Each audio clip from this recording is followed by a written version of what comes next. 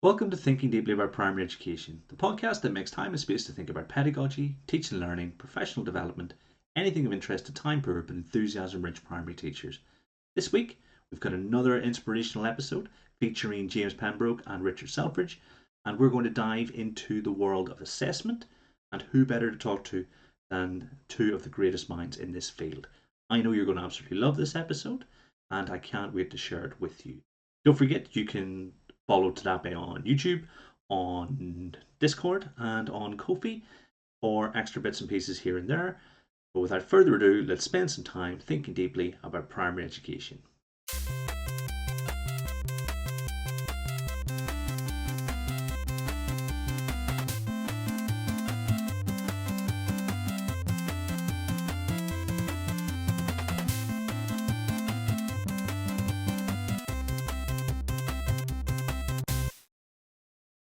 So this week, I'm delighted to be joined by James Pembroke, Richard Selfridge. It's great to have you here, James and Richard. How are you? I'm good, thank you. Thank you for inviting me. Absolutely, same here. Looking forward to it. No, it's an absolute pleasure. We always begin with our guests and numbers to get a feel for who they are. I think if we start with you, Richard, and then we'll move over to you, James. My first question, Richard, is years as a teacher? That's a good question. I remember when I used to say to people, yeah, I've been a teacher for a few years, 10 years, 11 years. But now I'm looking at it and I'm going, yeah, I'm up to 19 now. So I think next year is my 20th year in teaching. Nice. I was talking to Becky Alms. I think she's been in education 20 years, and we're talking about whether you get a watch or a clock once you hit that milestone. At the very least. I think you used to. First year group taught? So when I trained as an early years teacher, early years in primary. So I was thinking about this, that so the first year group that I taught was nursery. I was teaching 3 and 4 year olds. But my first official post was the standard. Let's put them into that year group so they don't mess it up. So I taught year 3 for a year, 2 years, I think, my first 2 years. So I started with the lovely year 3s and enjoyed it tremendously. Last year group taught? I've been doing lots of work on COVID recovery this year. So I've been teaching across Key Stage 2, teaching year 3, 4, 5, 6. But I did do a couple of days with the year 2 group recently. And again, as much as I've ended up teaching upper Key Stage 2 mainly, my last year group was year 2. And if anybody wants to get me to do more work in year 2, I love working with year 1, year 2. So they're great. Most important year group? It's such a difficult thing, isn't it? I still think that the early years are hugely important, and settling children into school, particularly because one of my views about primary education is that as much as it's reading and writing and adding up, it's all about the socialization into school and getting children to appreciate what school is. So I think there's lots of different points when it's hugely important. But no, I think that kind of reception year 1 is such a crucial point, and you see things that roll down through the years. If you teach those children and see them when they get a bit older, you can kind of see little patterns that you've picked up early on, so you can deal with those early on. So always reception year 1, I think. Favorite year group? You've probably got a bit of a gather. Actually, to be fair, I've taught from reception up to year 6. And each of them have got their own charms. I mean, I love working with year 6s when they get to that point. And you can, I say this to people often, that the key stages, they make a lot of sense. There's a big change between a child going from Key Stage 1 into Key Stage 2, Key Stage 2 into 3. And I like that change that you get in year 6s. When my thing is the Easter effect. They get to Easter and they're not little anymore. Up to year 4, 3, 4, 5, those children just need you to be there. They need an adult in place. Whereas in year 6, they get to the point where they don't actually need you in the room. And when you see that happen, you know they're ready for secondary school. And I love watching that. Nice. I'm totally with you on that. Yeah, in terms of both the importance and the favorite year group. I think I'm a bit more comfortable with year 6, but I do really enjoy being in the early years as well. Yeah. And then the most difficult question normally, tweets. What, in terms of whether one should tweet, or what's the question about tweets? That's a good question. The number of tweets, it's most difficult. Oh yeah, my number of tweets. I can't remember. I think I'm probably up at about 50 to 100,000 at this point. I don't know. You're at the point where I'm probably the same as a lot of people with Twitter. My Twitter use has changed hugely. It was, I used it a great deal, and I use it a great deal at various points. Today, for example, I've found it really useful because there's been a bunch of stuff that's been published. But yeah, I'm comfortably now at the point where I tweet regularly enough, but equally, as with all of us, I think with Twitter, we have this sort of interesting love-hate relationship with it. So. Absolutely. And James, if I can move over to you, years in education. Right. So my history is sort of a bit more different, really. So I come at it from a sort of data background. So I've worked previous to what I'm currently doing. I currently work for a company called Insight, tracking system company. I know we're going to talk about tracking systems. I've worked for them since 2018. Prior to that, I was a sort of self-employed consultant for a few years. Prior to that, I worked as a data analyst in a Gloucestershire County Council school improvement team. And prior to that, I worked as a data analyst for the Learning and Skills Council, which was a now defunct government funding quango, focusing on like post-16 skills and FE. So that's kind of my education side of things. It's very much like looking at education data. So that's probably, I don't know, like 15, 16 years of working with education data. And before that, I was doing various sort of database jobs for companies. One was a publishing company and another was an oil services company. And and before that, I did a PhD in geology, in granite specifically, which is a bit bizarre looking back at that now. So there you go. Fascinating. Books published?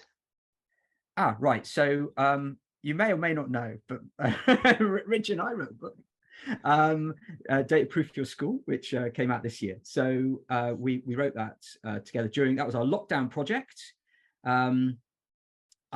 So that's obviously a must read, and hopefully we will talk about that in a bit. I also have contributed. What did I contributed to Ray Snape's the Head Teacher's Handbook, so I've contributed to that. The only other book I've written is my PhD. Probably the most difficult book to write of all. Yeah, but also your other lockdown project, James. You can't not remember that your book in progress, which is continuing. Right. Well, I did. Yes, that did flash through my brain, but that's a completely separate thing. That is not data related. More a personal project on the geological evolution of the British Isles and its landscapes. So, which Richard has been joining me on some of our little treks around the country in the Lake District and in the Dales, and has I'm using him as a sounding board. So he's had to put up with detailed kind of geological descriptions of landscapes and what have you. So there you go. But that's something else. Fantastic. I mean, certainly, during our chat episodes, we try and recommend books that around different subjects, and that sounds one that Neil Almond or someone Christopher Such might be reading and recommend to people read in the future, because it's okay knowing the curriculum, but if you've got that bank beyond where the curriculum goes, then you're a bit more informed. That sounds awesome. I'm a bit of I love books about landscape. So I'm a real Robert Macfarlane nut. I love his books and books of that genre, which sort of beautifully and poetically describe environment and habitat and landscape. And I really love that sort of writing, that genre of writing. So I am sort of hopefully trying to do something along those lines, but really looking at the evolution of the landscape itself. So there you go. Fantastic. Advisor on X number of government boards and groups? Yeah, so with Richard, actually, we were on, it was Askell's panel, wasn't it? The primary expert panel, assessment panel, where there was a report written with various recommendations on how assessment and accountability should go forward. I was also on the DFE's reception baseline stakeholder group, which was really interesting, looking at how that was developed and implemented. Sadly, obviously, over lockdown, those meetings stopped. But I went to a whole load of meetings at the DFE about that. So those probably are the two main ones. But I've been, there's loads of other organisations that I've Ofsted and Just Go, the junior school group, which I'm really interested in. So yeah, various groups, but yeah, the Askell and the stakeholder, the reception baseline stakeholder group are two that stand out. Blog posts? Oh, Hundreds. I've been blogging since 2014, I think. I look back at my early blogs and they're terrible. You know, I realized that a good blog post is between sort of 400 and 800 words, you know, just not very long. You need to be able to read it in a few minutes. And my early ones were way too sort of detailed. But yeah, so I started writing in blogs in 2014 when I still worked at the local authority, which, okay, got me into some trouble. So yeah, tweeting and blogging don't go sort of neatly with work in local government, you know, working for a local authority. So I think it was at that point where I realized that, yeah, it's probably now it's time to move on. You know, I've got opinions. This doesn't sit well with my job. So, you know, I'm just going to have to take the plunge and leave and try and see if I can make this work. But the blog that really started things off for me, I think, was I wrote one in, I think it was in 2015, The Progress Myth, which was after the assessment without levels thing had been announced, the removal of levels had been announced. I think I wrote it before the Commission on Assessment Without Levels report was written. And it basically just said, you can't measure progress. It's all a load of nonsense. And we should learn this, and that the whole levels thing has just been an illusion for years.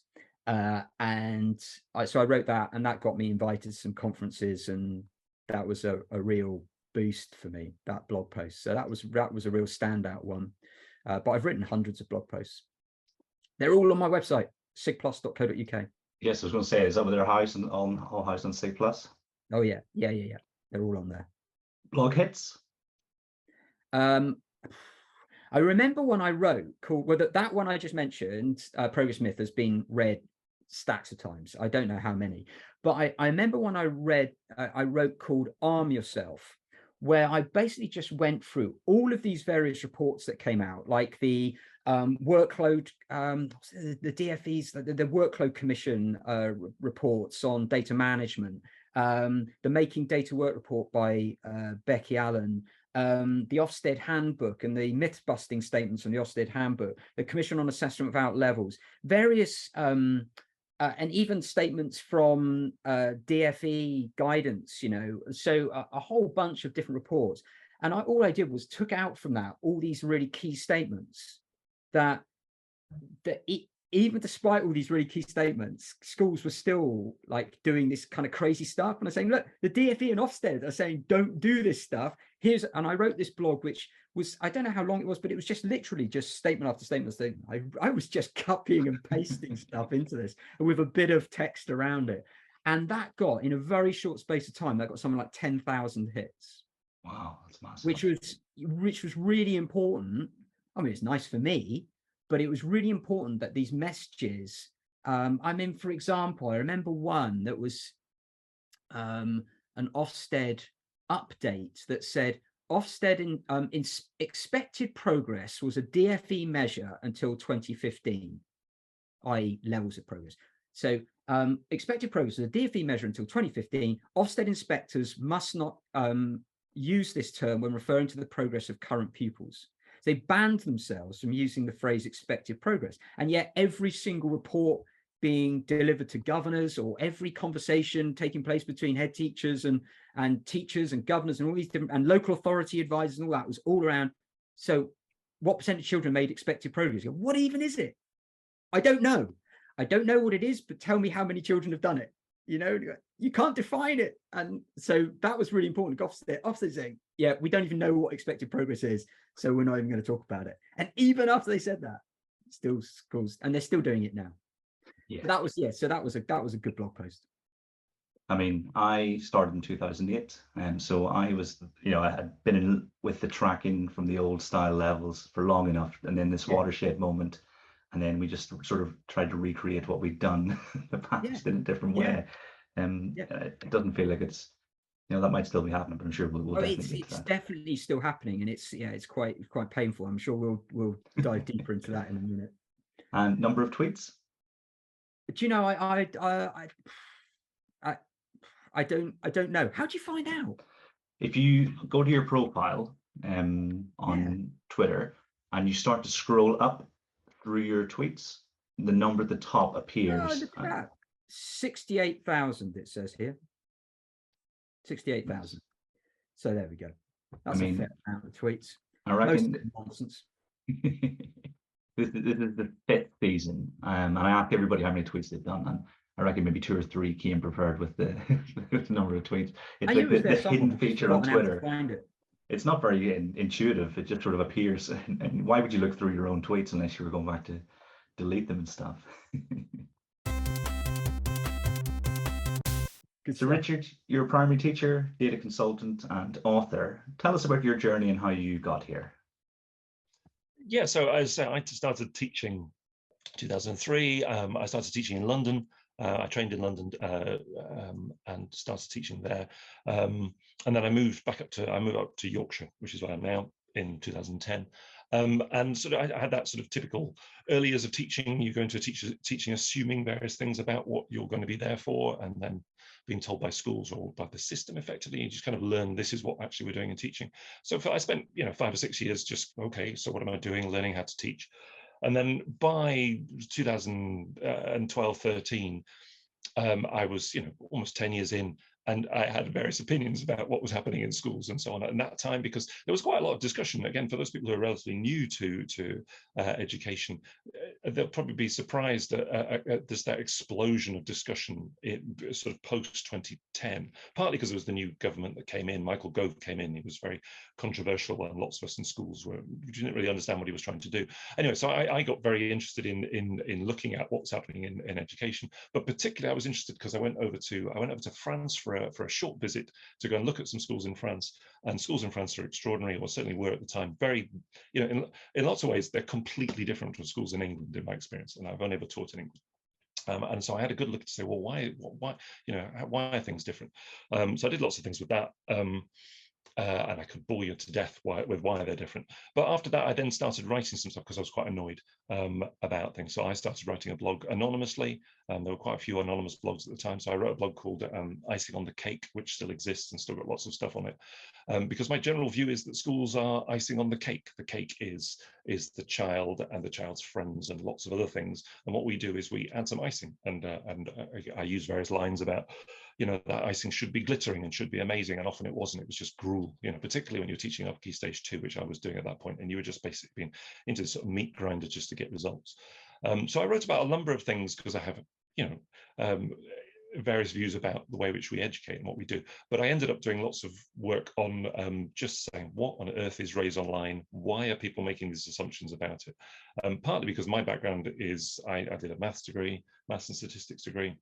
So people would talk about maths and statistics in a way where I was thinking, that's not how statisticians think. That's not how you should be using these numbers. So I wrote various bits, and a bit like James, where you write a post, a blog post, and people respond to it. I gave Raise Online a good kicking because it needed one. It was really distorting things. And then from then, I've just ended up doing lots and lots more work on data. Eventually, somebody asked me to write a book. So I wrote a book called Data Busting for Schools. Which is kind of where the data busting thing came from. And it was just this idea of, just use the numbers sensibly. Assessment is really useful, but just what a lot of things that were happening, particularly at that time in 2014, 15, were debatable. Which is where James and I came into each other's orbit, and then we've done lots of stuff working since then. So now I work and I do various things, working with schools, working with organizations, but I still do some teaching as well. I usually teach 2 or 3 days a week because I really enjoy teaching. I love teaching, and it's really useful to do that, just kind of keep a connection with what's actually happening in the class and in schools, as well as supporting schools on that wider stuff. And then I do lots of other stuff to do with special educational needs, and also partly because over 20 years of teaching, I've come to realize that schools are pretty good. We do a pretty good job. Children make really good development through schools. British, in particular the English system, is pretty good. But the children who you really do need support are the children who find school difficult for whatever reason, and that we should focus on those. Some of that is special educational needs, but there are other reasons why children might find school difficult. And that actually what we need to do is to work out which children need support and support them effectively. So that's kind of where I've got to. Awesome. It's great that you've managed to keep yourself in touch with the classroom, because I think that's the most important thing, isn't it? but also you've got the chance to help people with subject that very few know much about. You're talking about statistical analysis. It's not in the head teacher wheelhouse, is it? Well, that's my observation again. For those of us who work in primary education, a huge number of people haven't really studied any maths since they were 16. It's unusual to find anybody who's done maths beyond 16 to any degree, and certainly not much statistics. So when somebody comes into you and says, oh, this is statistically significant, your interpretation of that is of somebody who doesn't really understand the statistics, which is fine. But I've written a couple of books and lots of blogs about how to understand and interpret the statistics. And that's one of the things which James and I do a lot of, to say to people, okay, it's fine not to really understand this stuff, but here's some information, here's some basic things you should know. And now you know that, how are you going to interpret what you've got? Yeah, I think it's crucial, isn't it? Because I made a decision a long time ago never to become a head teacher, because of so many of the extra things that aren't teaching and learning and pedagogy and stuff like that there, the reason you become a teacher in the first place. So yes, my hat's off to anybody who successfully manages to be a head teacher, because I think it's one of the hardest jobs in the world. I say this often, the skill set that's required to be an effective or a really good head teacher is very unusual. I've met very, very good head teachers, but it's unusual when you meet them. I've worked for a few, with a few now, but because it's such a skill set, it's such a broad skill set that you need to be able to talk to the children, to the parents, to governors, and you need to be able to do lots of things very, very well. James, you're a data analyst, author, and currently fighting the good fight against zombie levels at Insight. Tell us about your journey and how you got here. And obviously, we've covered a bit in the numbers section. Yeah, sure. So as I said, I way back in the dim and distant past, I studied geology, and then I moved away from that when the first job I did was more of a sort of a database job, working for one of these oil services companies, and I kind of realized at that point I didn't want to work in that industry. That was not for me. So I sort of drifted into other sort of data analytical jobs, and eventually ended up in an education focused one. And this first one was, as I said, working for the Learning and Skills Council, which was dealing with post-16 funding. And at that time, every regional office, so I was in the Gloucester office, and every local office, or every month, we'll get these CDs of data would just be delivered in the post, and then they would just sit on someone's desk and no one ever did anything with them.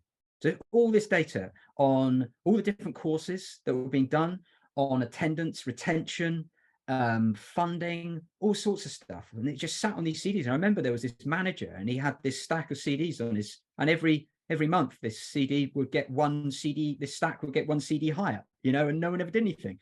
So I thought I will build a database. So I built this data, I put all this data into this database. And then I set about sort of building some queries, and we had SPSS, and I used SPSS to query it, which is an absolute nightmare program, and I don't ever intend to go back to it. And then I realized that we had a network, not an intranet, so I put this database onto this intranet with a sort of a nice front end, and I wrote a load of SPSS queries that could query this, so people could just literally just run this bit of code, and it would churn out the data that they wanted. And then I learned how to use crystal reports. So we could use crystal reports to interrogate and produce a nice, 1 or 2 page, nicely formatted. And I put this all out there. And then other offices started to use this database that I built. So rather than using the sort of central office's offer, which was a bit clunky and not really, they started to use mine, which was really nice. And then I went to work for a local authority, doing sort of similar stuff, really. But Richard just mentioned RAISE, and I entered the local authority when RAISE was in full swing, and RAISE at that point, a RAISE report for primary schools was over 100 pages long. So 100, we were doing primary and secondary, and 103 pages long, I think, when it was at its maximum. And I remember just the journey, the journey was going from thinking, this is obviously really important and informative stuff. And then sort of 3 years later, realizing this is all a load of garbage. And it's the same with like sort of the tracking, the internal approaches schools were taking. So the levels measures, the progress measures, thinking, I refer to this quite often, that one of my first tasks was a senior advisor came to see me and says, hey, you're the new data guy. Can you build me? And then he listed what he wanted. And he basically described a tracking system. He wanted me to build him a tracking system and in Excel. So he wanted this tracking system in Excel. And he described what happened. And he basically said, over Key Stage 2, children make 2 levels of progress, 2 whole levels of progress. And for example, a 2B, that's 15 points, and then a 4B is 27 points. And so therefore, the difference between 15 and 27 is 12. So 12 points over Key Stage 2. That's 3 points per year. That's 1 point per term. So all children need to make 1 point per term. Can you have a spreadsheet? Can you have a tracking system that counts up how many steps they've made and basically goes green or purple or red or orange or whatever, according to how many, and the expected is 3, 1 per term, 3 per year, and 4, because obviously 4 is higher than 3.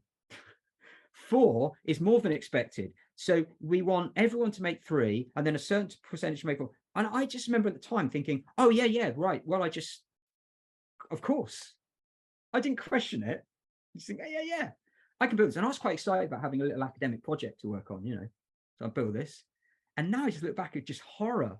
And this went out to some schools, so some schools were using this. And I just think, oh my God, it's just awful. So I went from thinking, this is all raised online. That's all really important and tells us something really important. These tracking systems and points, children make 1 point per term and 3 points per year. Obviously, that's true. To getting to this point, thinking, this is all mad. This is absolute madness. This is garbage. And it's at that point thinking, yeah, it's time to, and that's where I started to blog about things. And the first blog I wrote was on the narrowing the gap measures. So I wrote this really vitriolic, angry. Richard mentioned that like he was angry. I was also angry. And it was the gap measures. So it was so simplistic that you could easily, and everyone was expected to close the gap between the most disadvantaged and other children. And obviously we aim to do that, but the measures that were put in place, what is this?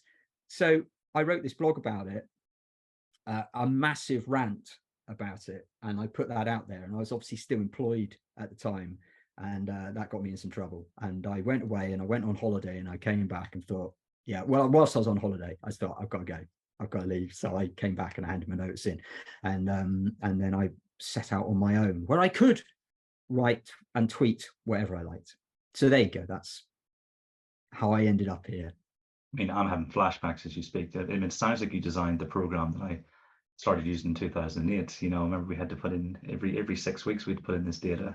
Well, there are commercial systems that still exist whose roots are back then. And they started life as spreadsheets, like mine did. Mine never reached that commercial scale. It was just a handful of schools in Gloucestershire that were using it, and thankfully that died a death quite quickly. What's is it sunk cost fallacy? Yep, the sunk cost fallacy. That's the thing, isn't it? Where you invest a lot of time in things, and then you just don't want to let it go. You keep piling more and more into it. So I think you can be quite vain about these things, but it's important that you go, no, this is nonsense. Even though I've piled a lot of effort into this, I have to admit that this has to die. We need to bury this now. It needs to die. So yeah, let it go. Let it go. Yeah, no, I'm not going to start singing that. But yeah, I know what you mean. I know what you mean, like the flashback. So I think back and go in horror. Oh God. So I think one of the questions that we're going to talk in a bit about tracking systems, and there is a purpose to tracking systems. Don't call them tracking systems as a start, but there is a purpose to them, and they can be very useful, but we need to completely refocus them. I see. I'm not looking forward to asking that question. I mean, 2000, whenever the conversation started to shift, 2014, that was probably around about the time that I was starting to get confident enough in my own practice, because you come in NQT 2008, you just think you're doing things wrong, so you've no idea that, because in Ireland, I don't think we had the same level of detail in our the tracking of pupils. You basically had the program of study, and you taught the program of study, and Yeah. it was all okay. And then I came over and thought, okay, well, this is something I need to get better at.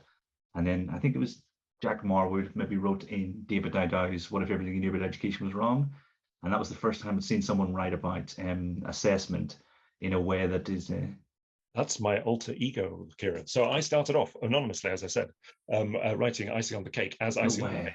And nobody knew who I was. And then somebody said, basically, who are you? We need to know who you are. So I thought, well, I'm not telling you who I am, because it was quite useful to be anonymous, a bit like James saying, because, you want to, basically, I kind of knew I had to be responsible for my opinions, but I didn't want my school to be associated with any of this at all.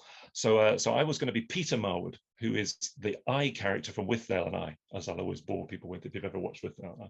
But Peter Marwood wasn't available as a Yahoo email address, so I chose Jack Marwood. So I reveal myself as Jack Marwood. So and then I kept being asked to do stuff, so I did it, and it was quite fun. I had my secret pseudonym name, so I was Jack Marwood for about 3 or 4 years, and you'll have read that in here, where I basically, again, I'm not sure that the piece which I wrote for David here, sorry David, is as good as it should have been. It was okay. David's book turned out to be a load better than I was that I anticipated, and he'd written it in a very different way. His earlier books have been kind of compilations of blogs, so I kind of compiled some blogs.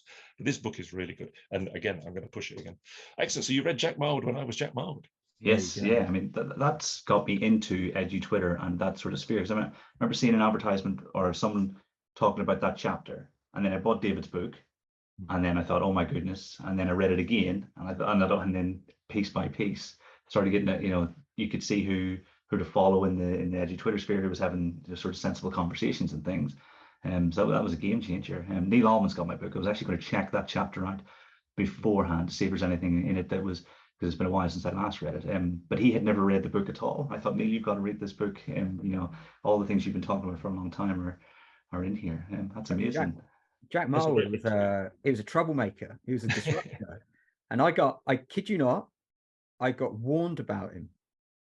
I got warned about Jack Marwood. Associated with that Jack Marwood. Yeah, exactly. Yeah. I got warned about him. And I at that point, I'm thinking, I got to get to know this guy. Been warned about him.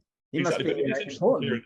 There's a great book by Becky Allen, Ben White, Matt Evans, which they wrote the next book, big thing in school improvement, which we've talked about, and they're quite good about it. They put their finger on these waves that came through education. They talk about the differentiation wave in the 2000s. Now, when I started teaching, that was a big thing. You probably got the back end of that. So when you if you came up to England that time, then you got the idea that we're going to differentiate 3 different levels and all this kind of stuff. And then the 2010s, their view is that was the data wave that came through, and that's the one which you'll have again just experienced, where you just think people will start saying things and doing things, and as we know, schools tend to flow they tend to work as a pack, so they're all kind of following each other. Nobody wants to be too out there, so they all just kind of went through, and just suddenly people would start saying things about data that, again, it sounds like you, and I suspect a lot of us were just saying that doesn't fit with what I understand about teaching, about children, about assessment even. Like Jamie was saying, I'm suddenly turning this level into a number that then I'm going to compare. So much of it, it develops a life of its own, which is why it was good that when people began to, because when Jamie and I first started saying, not sure this is sensible, people just didn't want to hear that message. They knew that there was something unusual or there's something odd, but they said, but we have to do what we're doing, particularly because Ofsted were doing what they were doing at the time. Anyway, so things changed a lot at that time, certainly in the mid 2010s. Yeah, I mean, we don't like change in schools. I mean, there's definitely a reluctance to move away from levels, but I think I might allude to that in one of the questions. In 2014, national curriculum levels were removed, and I think we were given 2 years' notice as well, weren't we?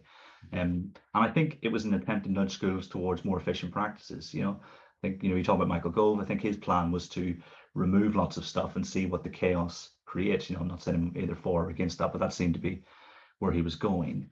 And then I think Daisy Christodoulou wrote Making Good Progress around about 2015-16 about what those practices might look like. But in 2022, it doesn't feel like the nudge has taken us far enough. Why do you think ineffective practices are so ingrained in our schools and how they operate? I'll start with that one just to say, again, I think you're right that schools don't particularly like change, because schools are not ultimately in charge of their own destiny, because somebody's going to come in and check what they're doing.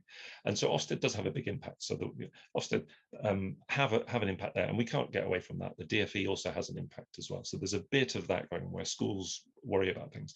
And again, That has been an issue. The DfE, to be fair to them, have done quite a bit of work on their workload reports, which they did again in the mid 2010s, where they began to say, actually, we're clearly affecting what's happening in schools. And a lot of that information that the DfE got, they got through bloggers like Jamie and I and others saying these things. I think one of the issues then is that education has just not been a political issue for the last 5 years, really. I mean, there's been certain aspects of education trying to assess during the pandemic being one of them. But at GCSE, at A level, at primary, it hasn't been that much of a big issue. So there's been less of a move centrally, I think, to try and affect schools. So schools have largely been left to themselves. They're trying to figure out ways to move forward.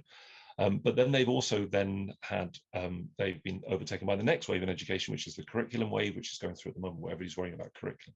So they're a lot of schools are sort of doing things in assessment that they think they should be doing, but they're not quite sure. So therefore, things haven't changed that quickly. That said, a number of things have changed. Levels have moved on, but we still have tracking systems that basically have recreated levels and the way which levels worked. Schools are using standardized assessments more, but maybe not as much as they might do. So there's a bit of limbo, which again, that's the reason why Jamie and I sat down and said, actually, so I'd written data busting for schools, which gave RAISE and statistical significance as used in RAISE a good kicking. We kind of said, actually, what schools, they just want to know what they should do, which is why we wrote Data Proof Your School, to say, these are the issues you need to have a look at. This is the issue with teacher assessment. These are the things which you need to know about, various other things. This is what you need to do to move forward. So I think schools are still in that position where they're not quite sure what to do. And other things are taking precedence. So they're still kind of doing things that they were doing because that's what we were doing before. That's my take at the moment. Jamie, what's yours? Well, I think it's a combination of inertia and fear. I think that there's a reluctance to change until you reach that point, that kind of tipping point where everyone changes, or enough have done it. So I think we are kind of getting there now. But what I really worry about, that we talk about this in the book, there are various pressures. There are external pressures. There are perceived external pressures. There's still this belief that, well, Ofsted are going to, I still hear head teachers go, well, okay, when I have meetings with head teachers and they start talking about their data and preparing for Ofsted, and they said, but Ofsted aren't going to look at your internal data. They're not going to look at it. I've not spoken to a single head teacher of a school that has been inspected that said, oh yeah, they looked at our data. They've said it. It's there. I mean, it's like that blog post that I said I wrote, Arm Yourself. If you know all this stuff and you go, why are you asking me for this, when it actually says in your guidance that you will not ask for this? And you go, oh, okay, your own guidance. So they're not asking for this data. But I think there's in some cases schools go, oh yeah, they say that. But, so there's a bit of suspicion and disbelief, cynicism around that. But there's a lot of fear. There's a fear. And sadly, data, the focus of data in schools is still very much in many cases, on accountability. It's a tool for accountability rather than a tool for teaching and learning. But it should be the latter, and then the former takes care of itself. What you don't want is data that becomes distorted to give a nice view of your school. But I think that's the risk, because that's the focus. It needs to prove something to my governors. It needs to prove something to my LA advisor. It needs to prove something to the Ofsted inspector or to the MAT CEO or whoever it is. It needs to prove something to them. And then everything just gets distorted out of shape. So there's no point collecting it in the first place. There's a lot of fear. And particularly those schools that are in vulnerable situations. The craziest conversations I have are with those head teachers that say, yeah, I know that what I'm doing is nonsense. I know it's garbage, but I have to do it because you're essentially saying that you can't start to do things right until you are no longer RI in your good. So only good schools. I remember a head teacher saying this to me once. So she was told by their advisor, their LA advisor, said, I'm quoting, don't start getting any highfalutin ideas about assessment. Only good schools can do what they like. So you are not a good school. You're an RI school. So you're going to have to do what I'm telling you. And that's basically track everything that moves, record data every few weeks, make sure the numbers always go up, make sure they make X whatever points per year or whatever it is. This is what you're going to have to do. And you go, yeah, I know it's garbage, but this is what I have to do. And when we're a good school, then we can start to get things right. You go, what? One of the other issues is that, for a lot of school leaders, you've been in education for some time. So you've probably been in education for, 10 years or so, 10 years plus, let's say. If you're going to be a head teacher, one would hope, some head teachers obviously make it earlier than that, but you've got to be in education for a while. And therefore, you're quite used to these practices that were very embedded in the 2000s, in the early 2010s. And it's hard to let go of those things, unless you're one of those head teachers who has been able to, really think about things that and you've been able to just have the courage to say, I am going to do what I believe to be right, rather than what I believe, I'm just going to do what I've always done. So I think there's a bit of that as well. So therefore, I do think that there's a lot of potential in this next 10 years, because as head teachers, new set of head teachers come through, older head teachers are just more, just get moving with the way things have changed. So I think we'll see how that changes. But there's quite a bit of inertia there in schools. Again, you also tend to find that for a lot of teachers who've been around for a long while, Jamie and I do a lot of training with teachers in schools and organizations. And, you ask people, how much training have you had on assessing pupils? And if you came into the profession, 5+ years ago, the answer is not a lot. There wasn't a great deal. Recent trainees have had more, and it's one of the things that the Carter review of initial teacher training picked up on. It's just that there's so many things you need to learn when you're learning to teach, that assessment hasn't been seen as particularly high. So a lot of people come in not really knowing how to assess. So again, there's a lot of work to be done there, just to help people understand the basics of assessment, what the benefits of it, but also the potential drawbacks, and how you should move sensibly forward. So we talk a lot about standardized tests in our events, our training sessions, talk a lot about, and we did in the book as well. The standardized tests are great, they have a purpose, but I think that schools possibly expect too much of them, maybe overly reliant on them, think that it's telling them something that it isn't, and that's a risk. So this is about understanding the purpose of the assessment, what it can and can't do, but there's maybe been a knee-jerk reaction. And I think that's accelerated in the last couple of years with the COVID lockdowns. This we need something that's more reliable. We need a standardized test. What's everyone else doing? Oh, they're doing this series test. Let's just get those then. We'll just get those in and we'll use those. And there's even a lack of understanding on what a standardized score is. We talk a lot about the difference in standardized scores and these Key Stage 2 scaled scores, that there are similarities in the numbers, but they actually are fundamentally different. So understanding those assessments is vital, and that's still an area of concern.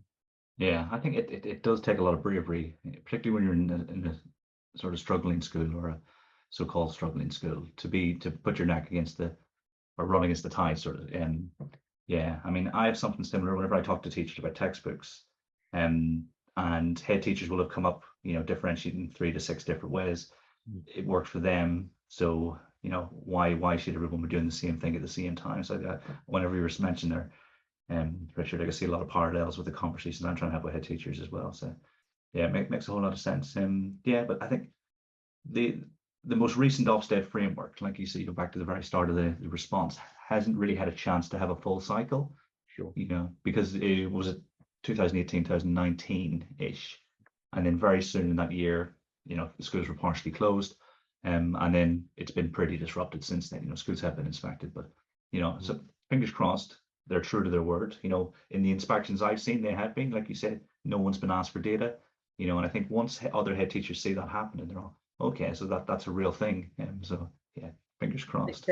They became a risk to the integrity of assessment data, and they recognized that. They realized that the systems, the data that they were being confronted with when they went to schools, one, were overly complicated, two, were generally meaningless, and were being and the data was being produced pretty much solely just to keep them happy, or keep various external audiences happy, and advisors and governors, and that it wasn't really about what it should be about.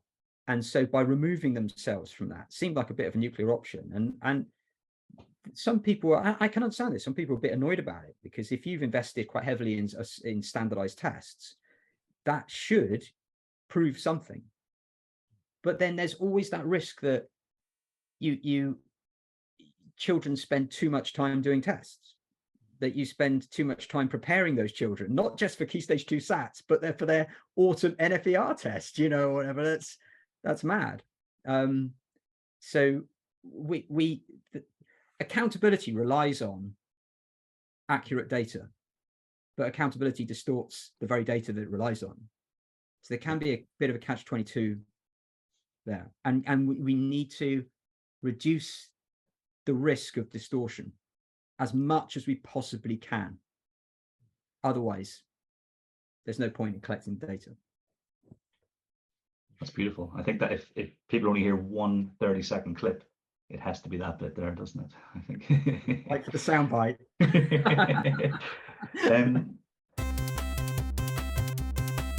Feeds really went into my next question, because I think, an over-reliance or over-eagerness to utilize teacher assessment appears one of the most prevalent practices. And I think, in my opinion, it's probably best avoided. How would you or do you approach teacher assessment? And does it have any saving graces that I might be overlooking? So I'm willing to accept that I might not have the whole picture. I'm going to jump in because, again, so as a teacher, again, it's my strong view. Again, my trip to France was so useful because it sent me off on lots of different things. But I was fascinated in 2012 looking at a primary classroom in France where there was almost no assessment happening at all. This is the curriculum. We're going to teach you the curriculum. I've taught you the lesson. And if you haven't learnt it, well, that's your fault or your problem. It's not mine. I'm not assessing you. Whereas in the English system, and it's probably worth speaking about the English system, you can't teach in England without assessment. I say this often. You can't teach without assessment. You have to be spending your time thinking, which of these pupils do I think understand this? Where are my pupils? You're spending that all the time you're assessing. But the issue then is how much of that assessment you're doing is actually going to be recorded anywhere. And I talk about this. You've got to think about it. So you're gathering information, you're collating it, you're analyzing it, and then you're hopefully doing something with it. A load of information is being gathered by teachers, but it isn't being collated. It shouldn't need to be collated. As a teacher, particularly as a primary school teacher, you've got your class 20 to 30 children, and you need to know those pupils, so you need to get them. So therefore, teacher assessment is vital. But as we know from the work that Daisy Christodoulou's done and others, you're probably wrong. You don't know where you're wrong, but you're probably wrong. So what you need is some independent way of checking to say, well, how do I see? So because, again, the assumption, as we often say, if pupils are attentive and quiet and focused and always putting their hands up, you tend to assume that they're learning stuff and they know more than they actually do. And pupils who are annoying and loud and distracted, you assume have learned less. Whereas, so standardized assessments of some kind of a standardized assessment that allows you to take your biases or minimize your biases as much as possible are really useful. But I don't think that it's possible to teach in England without some kind of assessment. The question then is, because when we talk about these things, again, the language is important, because teacher assessment is fine. Teacher assessment that requires you to collate that information in some way that then becomes a teacher assessment system, that's the problem that we're talking about here. So again, so what you're looking to do is to try and minimize that assessment. And the thing which Jamie and I have come to the view of is, as a teacher, you need to know which of these pupils are fine, are just getting on with things. Do we think we teach them, we give them the opportunities to learn, and as far as we can see, they're learning the things which we want them to learn. And which pupils are not fine, which people struggle, find this difficult, aren't concentrating, aren't whatever. And that's your real filter that you need a sense of which pupils are not doing okay, or just not fine, and who's fine. And if your teacher assessment works that way, so you as a teacher know, okay, of these children, these ones I think are okay at the moment, and these ones maybe less so. And I think if you can capture that information simply, and a simple binary fine, not fine is okay, but you can differentiate that a little bit more because we know a little bit more about the pupils who do struggle. And then the other thing which we talk about is then using that over time. So you're not looking at, you need to get away from the whole snapshot idea of data. That data is the last time I had a quick look at them, this is what I saw. And as I've said, and I'll say many times, the most frustrating thing working in English schools is when you inherit a new class and you're told, here's the data for your class, and that data is the last assessment that was done. And as that makes no sense. In year 4 or 5, that makes no sense. You should have 5 years worth of data by this point. Even in year 2, you should have 2 and a bit years of data. The whole idea that you in year 2 should be told this is what they got the last assessment is crazy. So teacher assessment is really useful as a broad, rough filter as to where you think you are. And it makes even more sense if you can capture it quickly and easily, and build picture over time. So that's broadly where as in these are things which Jamie and I've talked about at length, that teacher assessment is useful that way, I think. My focus on this is very much on the statutory assessment side of things. I've done a talk recently on this. I did one at Research Ed, and I also include it in our Data Busters days as well. That if you look at secondary schools, there are 2 statutory assessments. Well, there's GCSEs and there's A levels. GCSEs obviously statutory assessment, but there's nothing in between Key Stage 2 and GCSE. Then you look at primary schools, and we have the reception baseline, the foundation stage profile, phonics in year 1, potentially phonics again in year 2, Key Stage 1 assessments in year 2, which involve both a test and a teacher assessment in reading, writing, maths, and science. Now we have a multiplication check in year 4, and then we have a suite of tests, obviously, at the end of year 6, and a teacher assessment in writing and science. So there's a vast amount of assessment going on, and it is heavily reliant on teacher assessment. And you don't have to look that far to find evidence that assessment is dubious. If you look at, we all love the phonics the distribution of phonics scores. We all love that cliff edge, that bonkers graph, right? Which is like no one gets 0 to 30, relatively speaking. You know, the axis is what, you know, thousands of children getting each of the marks. And then there's that little dip, isn't there? Hardly anyone gets between 0 and 30, and even fewer get like 31. Like, no, who get 31? It's nuts. Like, it's a dip at 31, and then boom. It's like a takeoff, you know, it's just like a rocket going off at 32. Now, foundation stage profile has changed a bit or it changed significantly actually, because, I used the word significant. Oh, sorry. If it's every word significant, yes word. But it isn't statistical significant. Yeah. So we used to assess children as emerging, expected, or exceeding in those 17 goals. And then there was a graph buried in the annual report, which shows the total point scores distribution for the foundation stage profile. And if you got the lowest score, you can get 17 times 1, 17 times emerging. The highest score you can get is 51, 17 times exceedings, 3. But everyone just gets, it's Goldilocks, isn't it? It's just right. Everyone gets, is expected. So you end up like this bar graph that shows like no one getting any of this, and there's this huge great spike at 34, and then like no one at the other end. So there is weird things like that. We know that there's a big discrepancy between Key Stage 1 outcomes in all through primary schools and infant schools. The finger of blame is often pointed at infant schools for overinflating their Key Stage 1 results, but that's not necessarily fair. It may be fair in some cases, but not across the board. We know that there is a problem with all through primary schools who look at their Key Stage 1 result and their Key Stage 1 and think, is this a result or is this a baseline for our progress? And overwhelmingly, it's a baseline for progress, because the progress scores at Key Stage 2 are more critical than the attainment results at Key Stage 1. So you are more likely to think, let's not have too many children achieving greater depth. We're not allowed. It's like level 3. I remember head teachers that were quite brazen about this in network meetings, local authority meetings, who go, we don't do level 3 at Key Stage 1 anymore. We don't do it. 2A is our maximum. Why would we give level 3? No one's going to get 3 levels of progress, so we're not doing it.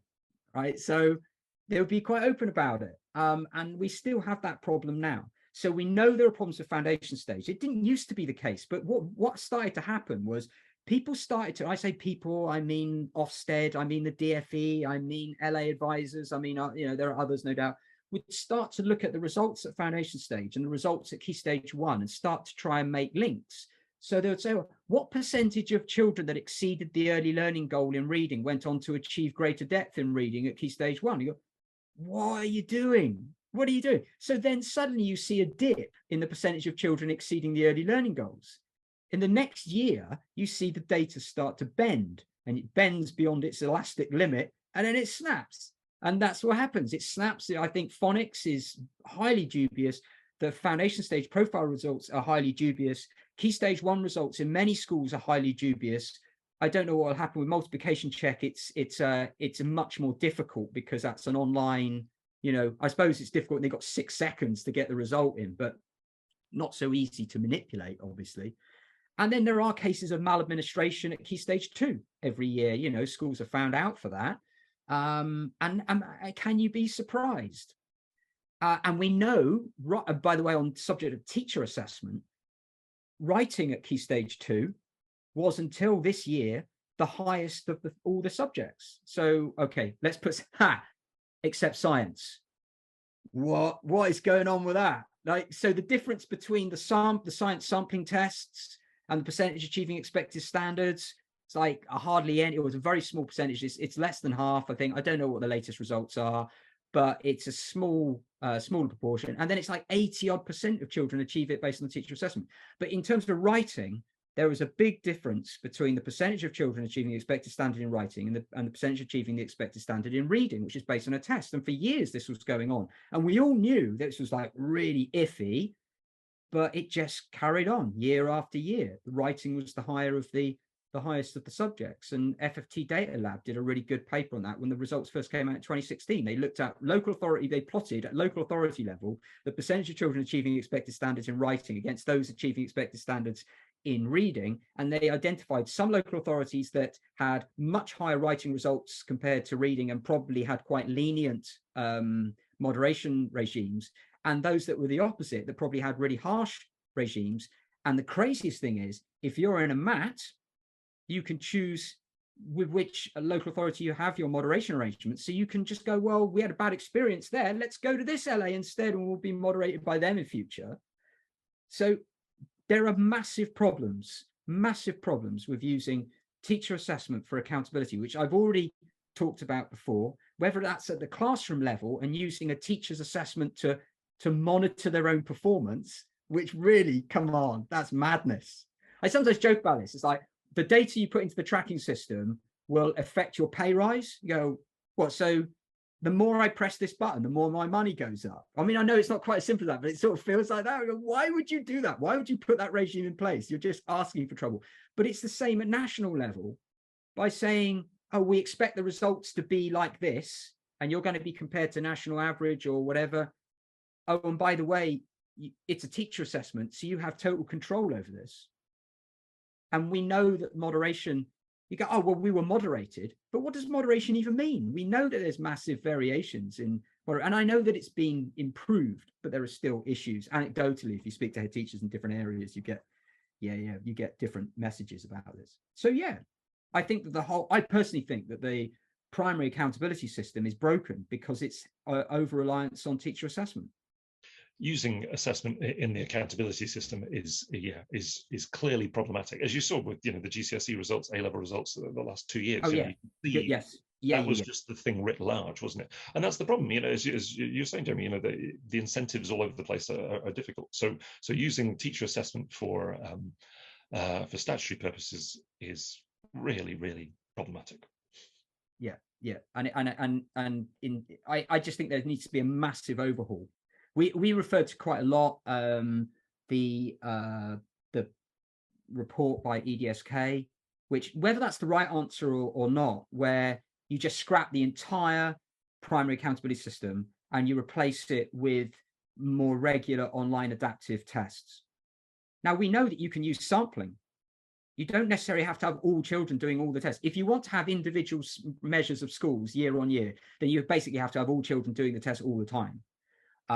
But if you just want to monitor national standards, the impact of the curriculum, changes over time, the gap between disadvantaged children, then you can just do sampling. I mean, that's another encouraging thing, actually, Ofsted have taken, is that if you remember RAISE, all of the data in RAISE was broken down into every conceivable subgroup of children.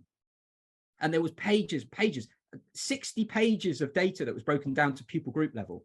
If you look at the IDSR, the Inspection Data Summary Report now, there's nothing on groups unless they only deal with 4 groups. They only deal with disadvantaged children and low, middle, and high prior retainers. Now, those low, middle, high prior retainers are based on Key Stage 1 results, which therefore I have a massive problem with. But they're only dealing with those groups, and they will only print a statement about those groups. They'll only sort of say that there's something interesting about those groups if their results are significantly different to the school as a whole and the national average and whatever. So they have to meet quite tight criteria. And the chances are those groups are often so small, their confidence intervals are so wide that they have to deviate so far from those averages that they're never highlighted, as never flagged up as being an issue anyway. So that's, I think, is a good approach. But still, I mentioned, I've mentioned governors. This is a big thing of mine now.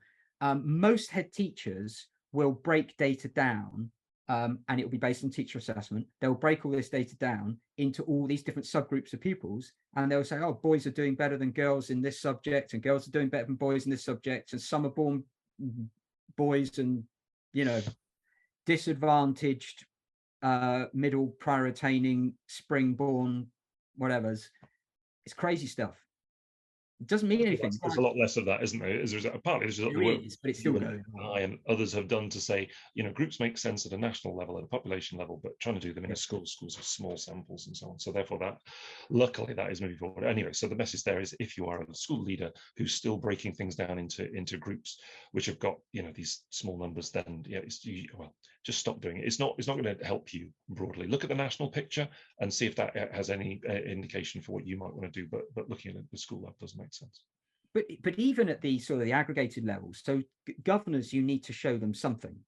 You need to provide them with some indication of standards across the school. They have a responsibility to monitor this and to challenge. I understand, I am a primary school, so are you, but basing that on teacher assessment is really problematic, because one of the things I joke about this a lot is that there was a target that was going around for quite a while, and it still seems to pop up, the 85% thing, right? 85% of children need to be expected standards. 85% of children need to make expected progress, whatever expected progress is, it doesn't exist. But anyway, so you hear these things all the time. And then sure enough, at the end of year 3, 85% of children are working at expected standards. At the end of year 4, 85% working at expected standards. At the end of year 5, 85% working at expected standards. At the end of year 6, 52% meet the expected standard in the tests. Because it's based on a test. And up until that point, you're being sold something that is based on teacher assessment that is being distorted to give a possibly rose-tinted view of things, because the teacher is thinking, that's what I've got to show. I've been told that 85% children have got, so therefore, wait, look at that. I press the button and there they are, 85%. Just right. Not too hot, not too cold, just right. Yeah, I mean, you've almost confirmed what I thought, but I'm totally on board, Richard, with the ones and zeros, as a way of using that assessment in a meaningful way. It makes a whole lot of sense. On the other hand, I think standardized testing is probably the first the first option when it comes to getting a picture of how pupils have done, in terms of their attainment. Is there anything I'm missing? Is there anything we should be worried about? Obviously, Sir Jamie, you've mentioned a few times about standardized testing and not over relying on them. What do we need to know to get the most from standardized testing in schools? Well, one of the things that concerns me is about for a start, the select. How did you select the test? Why did you choose that particular test? If you just chose it because everyone else is doing that test, then that's not a good enough reason to choose it. There are budget issues. They cost a lot of money. So are you getting value for money? If you're spending thousands on these things, is that money that could be spent elsewhere? If there is value in them, and I hope that there is value in them, there's questions around the administration of the test. So you need to ensure that those tests are being administered in the same way across the school. And if you are in a MAT, I think it's almost essential. You can't compare all these different schools across a MAT on the basis of teacher assessment. I just don't believe you can. Just don't believe it works. So you need to use the same tests. You don't need to do them every term necessarily, maybe once a year. That can provide you with some information about the standards in each school. That's that's useful. But you need to ensure that they are being administered in a consistent way around about the same time. So you'd have probably a week window when you do them, and administered in under, fairly strict conditions. You can't have one school where they're administering it under strict conditions, another school where they're sat around in groups and copying each other and looking over each other's shoulders. You just can't do that. The other thing that we focus on quite a lot is and Richard can come in and talk about this, is the question level or item level analysis of the test. So the test companies provide tools to do this, where you mentioned ones and zeros a minute ago. All of these questions are boiled down to a 1 or a 0, which you can then put onto a spreadsheet that you can then upload into a system that then shows how your results compare to their reference sample or everyone else who took the test. And you can see that 22% of children got that question right, where nationally it's 57% or whatever, and that might be a cause for concern. Or it might be that you just haven't really focused on that in your curriculum up until that point. So that's another thing.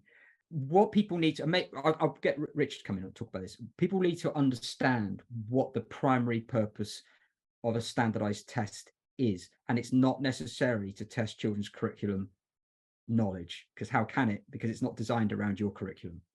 It's to compare children to a national reference sample to see, broadly speaking, where your children compare or sit within a national population.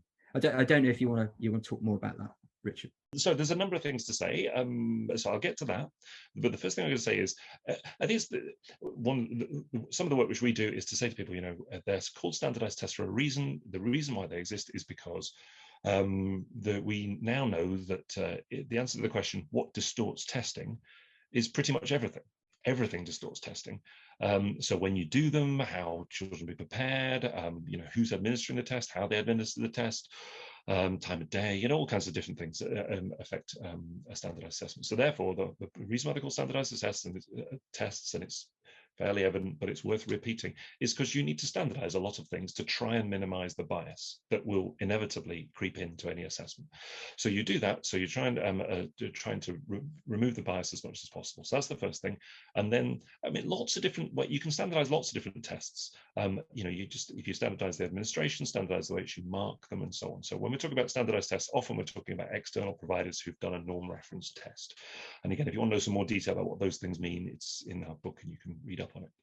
But you can standardize other ways. I standardize assessments where I standardize whether pupils know what the alphabet looks like. So I get them to write lowercase and uppercase letters in a standard way so that I can see if there's a change over time.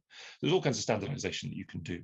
But if we're talking about kind of a standardized assessment which most people think about as you're sitting down to do an assessment and to take that assessment formally, you want to minimize bias. And what you're trying to do is to try and use the information from the assessment. So there's a number of things you need to know. Firstly, as Jamie said, that the test isn't assessing what the pupils know.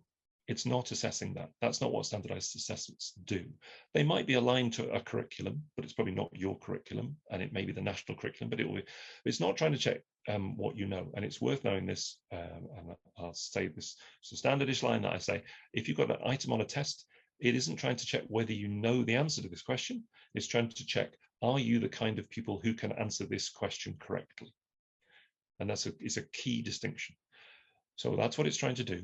Are you the kind of people who can answer this correctly? And then we can use that information to build a picture to say, broadly within the national population, as a result of the answers that you've given on this assessment, at this point, it looks like you're in the middle, you're at the front, you're towards the back. And that's all it does.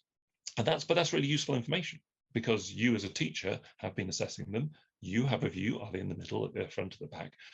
But then you can check against your biases using a standardized assessment. If it's a decent one and it does it well in particular subjects, you can then, as I say, use that to use your own biases. As long as you understand that that's what the assessment's doing, and that it's not assessing you as a teacher and whether you're any good at your job and whether you're successful and whether you have any self-worth. It's just trying to place the child on a continuum and give you some information, which hopefully you can then put together with other information to let you know roughly where you should be putting your effort in school. So again, that's kind of broadly what I'd say with standardized tests. They are really, really useful, even though they're limited. We only really can do them in primary schools in reading and in maths, and then in also kind of more general cognitive abilities testing.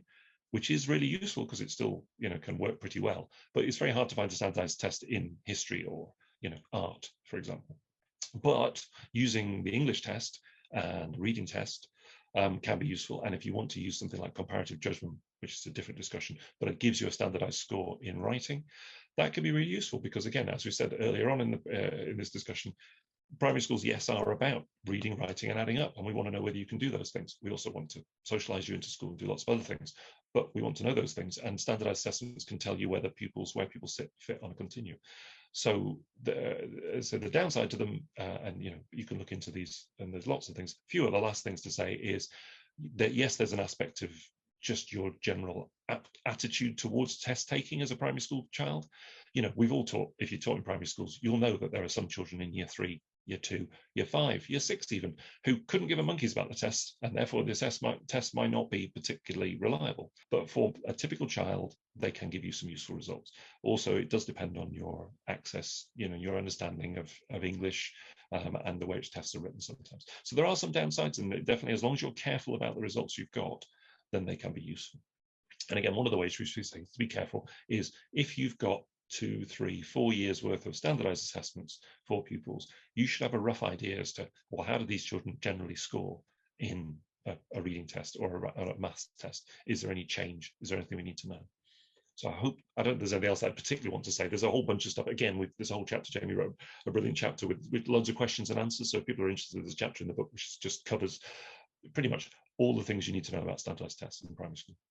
One of the things I would mention is about how, so there's sort of different parts to standardization. There's the standardization of the results, which converts the raw results into a standardized score. There's the test itself. Obviously, that's just simply, in most cases, that's ensuring that all children attempt the same set of questions, which is, you think, well, of course. But there are cases where that's not happening.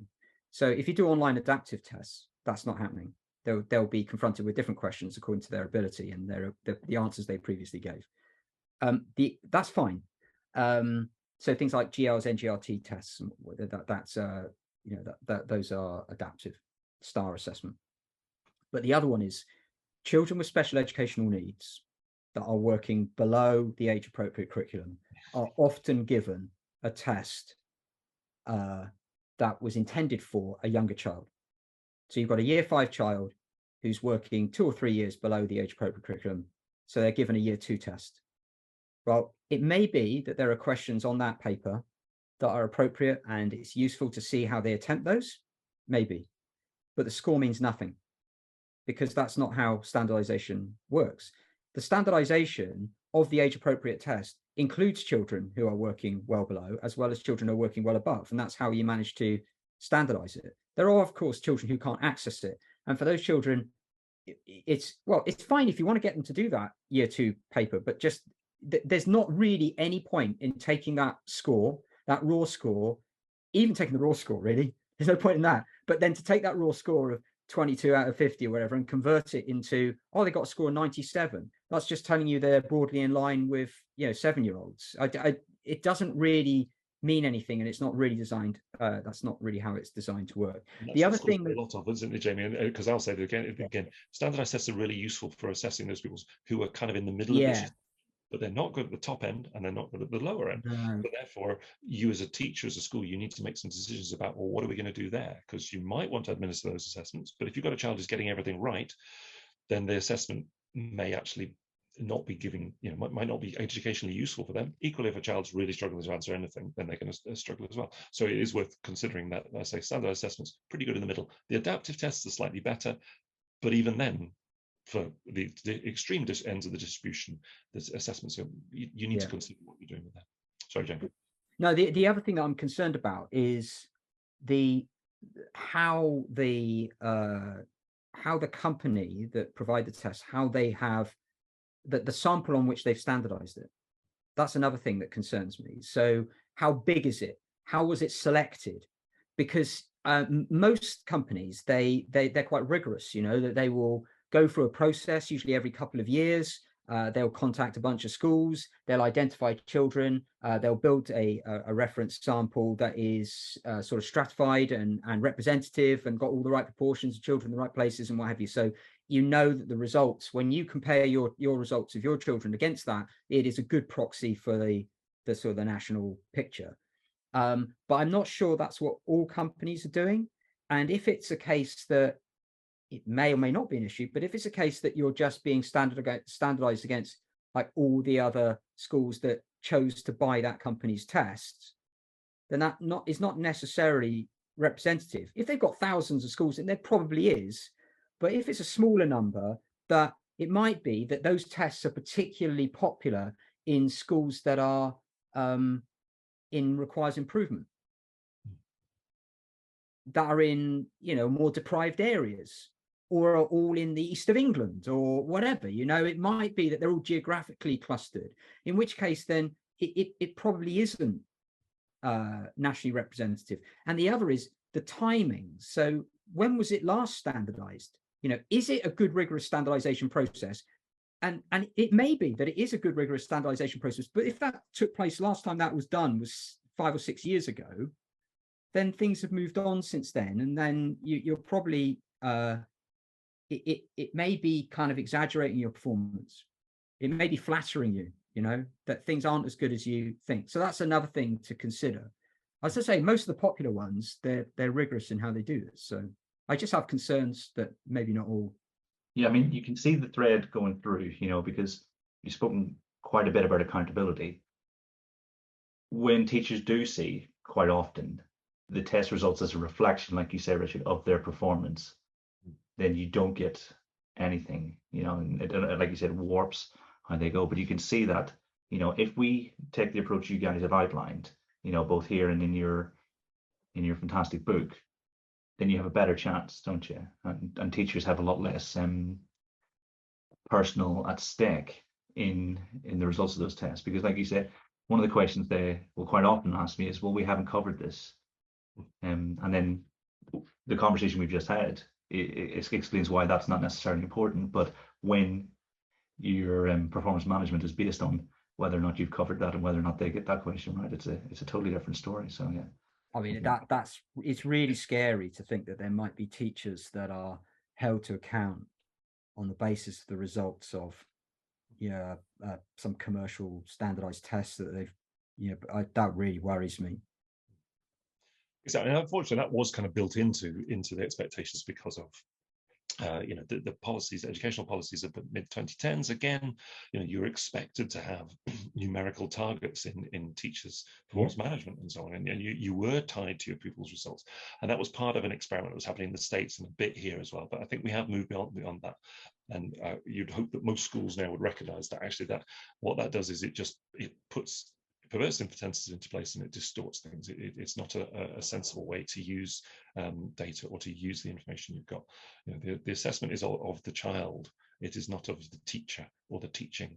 And again, the more you move the assessment away from trying to use it as some kind of performance management tool, as you say, Jamie, what's your line with this? You can have good data or you can use it for performance management. Yeah, that's your choice. Yeah, you can have nice, accurate teacher assessment information, or you can use it for performance management and accountability. It's up to you. That's your choice. And sadly, there are schools that still make the wrong choice there. You mentioned targets there. I've got a little pithy sort of point of view on this, that there is only one target in a primary school that's measurable. That's for all children to meet expected standards. So if you want a target, 100%, that's it. You know, and as far as I'm concerned as a governor, that's the target. I'm not going to hold anyone to account on that, but it's not target anyway. It's an expectation. The expectation is that all children meet expected standards. Yeah. I remember a head teacher telling me this story that she said that she used to have this in her school development plan. The first few pages would all be this kind of target setting mumbo jumbo. You know, she would have all these different subjects, all the different year groups, and all the different year groups broken down into all these different subgroups, and then some made up percentage, like 78% of this group, 72% of this group, 85% of this group, blah, blah, blah, blah. And she just said, in the end, she just scrapped it all and she changed it. And now it just says, she's got this one statement, so all children that sit tests will achieve expected standards. That's it. Obviously, children who don't sit tests, probably pre-key stage, they can't do. So I like that. All children that sit tests will meet expected standards. That's the expectation that's embedded across the school. That's what we're working towards. Why do you need targets? 100%. Perfect. Yeah, it's like that conversation about you know, Key Stage 2 tests are across the whole key stage, you know, so you know, what can you expect to know by October of year 3 and that kind of thing, you know, sort of resetting what we your don't sights. want is everyone being held to account on like, well, why aren't 100% of your children meeting expected standards then? That's the difficult thing, isn't it? Michael Gove and everybody's above average, exactly. Even if that, yeah, exactly, but yeah.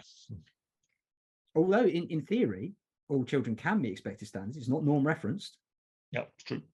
And the government, what's going to happen with this, but have set this expectation now, 90% by 2030.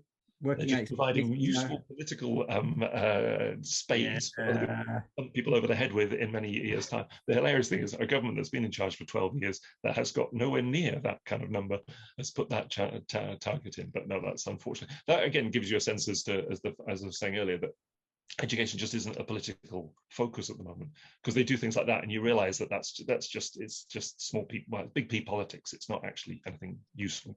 We've had various factions in charge over the last few years. That's the thing, right? It's not one government, various factions of supposedly a party. Yeah, that's unfortunately politicians and education. A lot of the time, again, it's a whole different discussion, but yes, unfortunately, the whole kind of setting targets like that doesn't make sense. I think that there was a really good blog post by TDaPE on how achievable the 90% is. And based on previous data, based on like 2019 data, when you look at what percentage of children achieve expected standard in at least one subject, you think, oh, right, well, it is doable then. It's doable. But then COVID happened.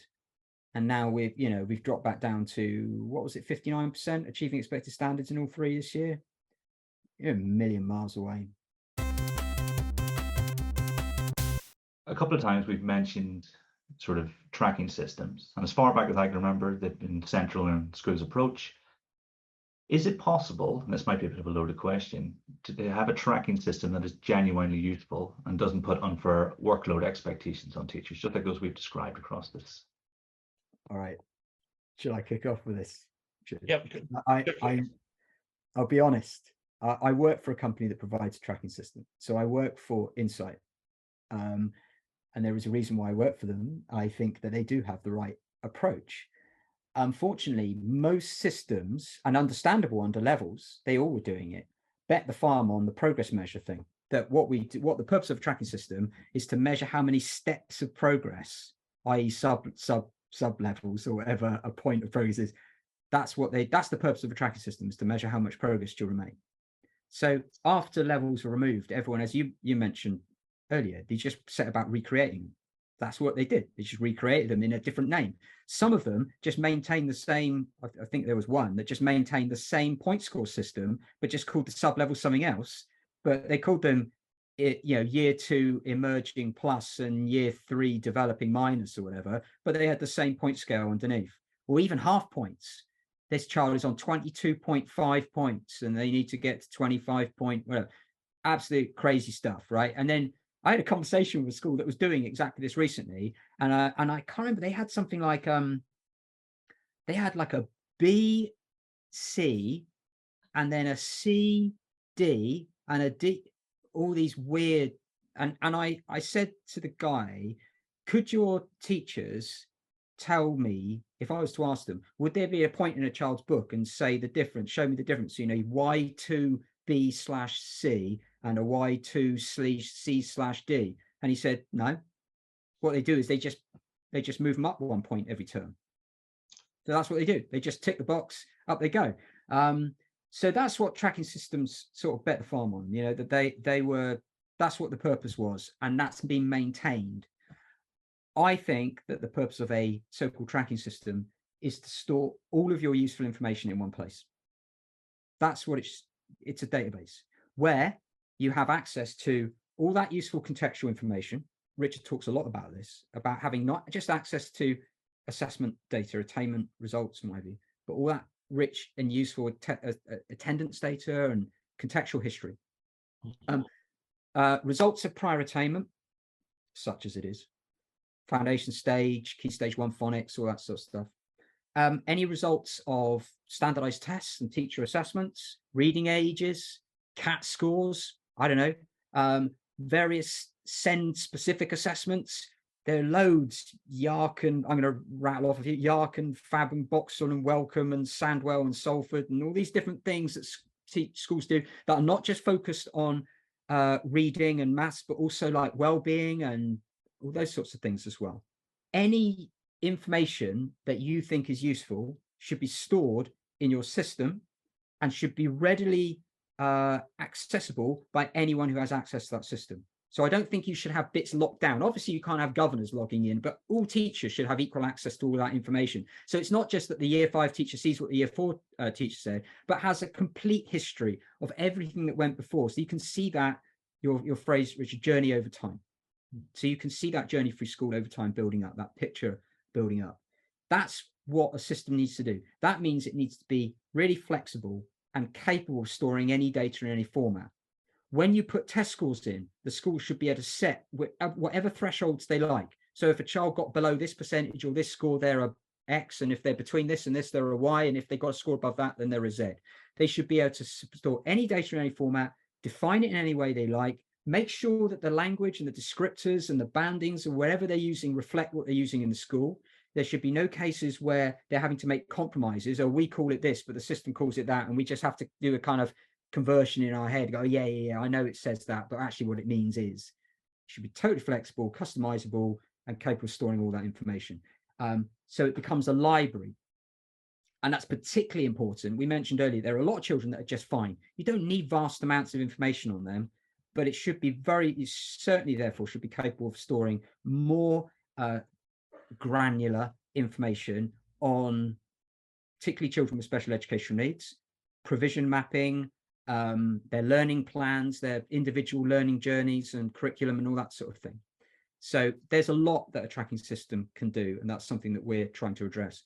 But measuring progress is a long way down my list because I don't think that we can measure progress. So the thing that I don't think we can do, that I think has been a massive red herring and a massive distraction, is what most systems are focused on. Maybe less so now, but I still think that's the big deal. That's the kind of the hub on which the wheel is built. And sadly, if you speak to a lot of teachers, you can say, well, I need to be able to measure progress, but you can't measure progress. But you have to measure progress. But how do you measure progress? Define what progress is. If you want to measure something, first of all, you need to define it. Then you need to have a unit of measurement, and then you need some way of measuring it. We can't do any of those things. So why bother trying? Just have a library of lots of useful information, and hopefully that's useful.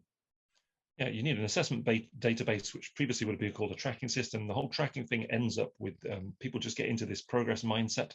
And again, the thing which we keep talking about is saying that you need to move away from a progress mindset. That's an external measure that's used by others for their own reasons.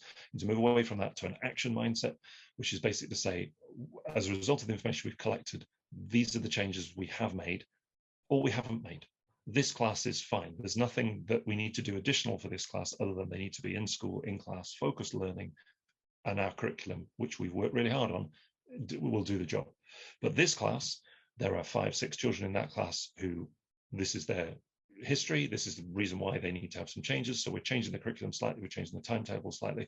We're changing the focus of that class slightly because of this. We made that decision. We make that decision once a year or however often you need to do it. And then we put that decision into place. And then we just keep track of that.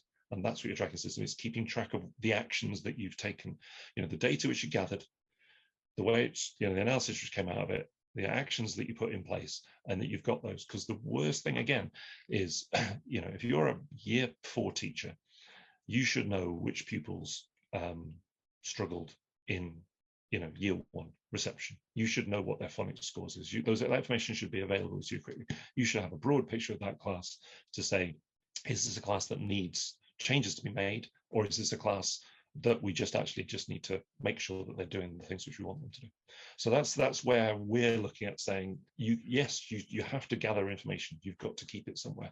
You've got to turn it into an action-based focus, not a progress focus.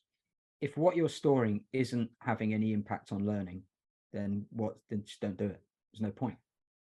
And you need to be very clear about what you are going to collect. You need to sit it down as a school, work out, okay, let's collect this information. You need to future-proof that so that you can do that for the next 5 years.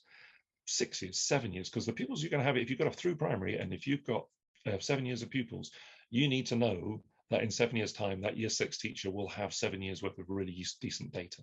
The last thing, again, there's too much chopping and changing in primary schools where, in schools generally, where schools do something, but well, it's only been happening now, or there's no history. You need the history. So therefore, sit down, work out what you're going to collect, limit that information.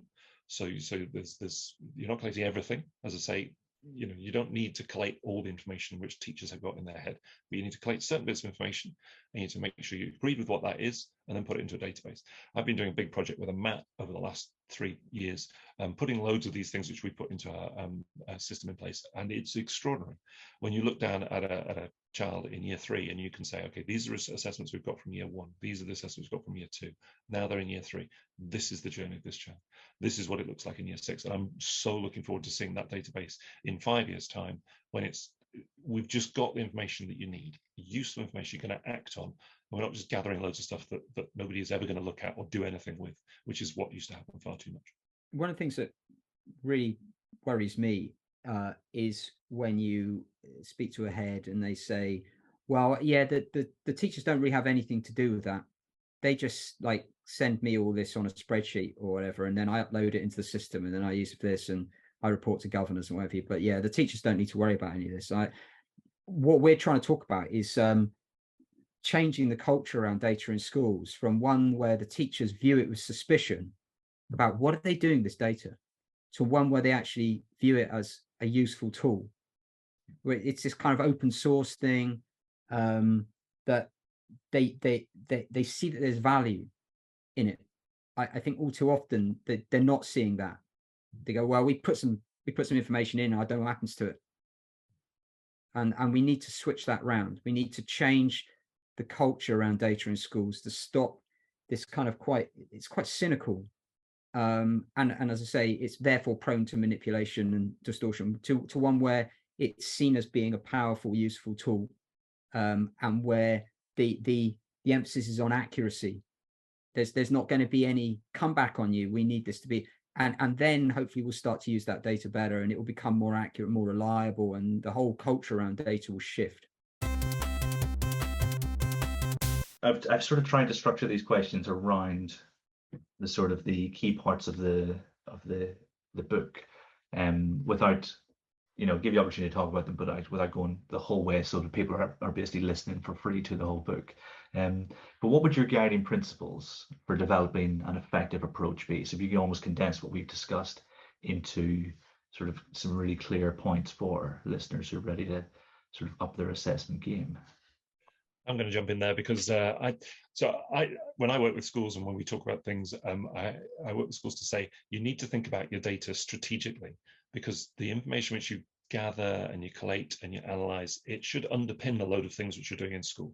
Yes, you're developing a great curriculum, and yes, you're supporting pupils in their development as people, but you need information, and you need to gather that information, and it needs to underpin what you need to do. And if you think about it strategically, because it will help you in all features of what you're doing in the school. So the first thing you need to do is sit down and say, okay, what do we want from our data, and I often talk about in 1 year, 3 years, 10 years.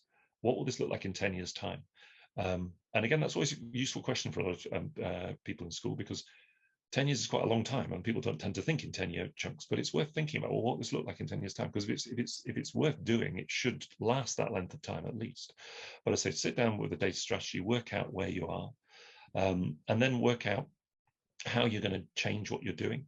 I say, if you're still in a bit of a progress focus, if you've ended up with that, if you're using your tracking system to effectively track what you think teachers are teaching, or what teachers might have guessed children are able to do, because you've got a huge range of criteria that you're using, you're tracking that information. Move away from that progress tracking, move away from that using the data to keep track of your teachers. Move into an action focus to say, okay, what we're going to then do is think about pupils who are fine and know who they are, and pupils who are not fine. People who are not fine, what are we actually doing about that? And how do we keep that information current, so that we in the school understand the challenges for a class, for a cohort, for a key stage, and for the school as a whole. If you're a MAT as well, you can also then look at the different challenges across the different schools you've got, because some schools, you know, their challenges are quite significant. They're quite, there's a lot of things that you need to think about.